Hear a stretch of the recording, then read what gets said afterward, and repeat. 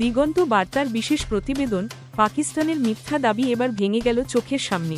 ভারতের প্রতিরক্ষা ব্যবস্থা ধ্বংস হয়েছে, এই প্রচার চালিয়েছিল পাকিস্তান। তাদের দাবি ছিল আদমপুর বায়ুসেনা ঘাঁটিতে ভারতের শক্তিশালী S-400 মিসাইল সিস্টেম তারা ধ্বংস করেছে। কিন্তু সেই দাবির উত্তর দিলেন স্বয়ং প্রধানমন্ত্রী নরেন্দ্র মোদী। আজ সকালে তিনি পৌঁছে গেলেন পাঞ্জাবের আদমপুর এয়ারবেসে, যেখানে দাঁড়িয়ে থাকলেন সেই একই S-400 সিস্টেমের সামনে।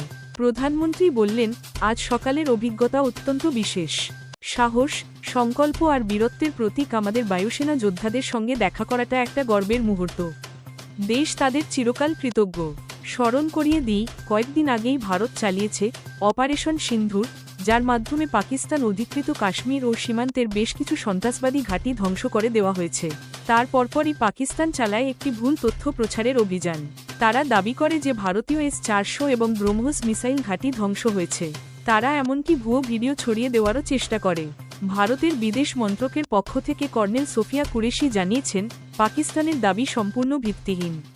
তারা বলে যে F-17 দিয়ে আমাদের সিস্টেম ধ্বংস করেছে। বাস্তবে এর কোনো সত্যতা নেই।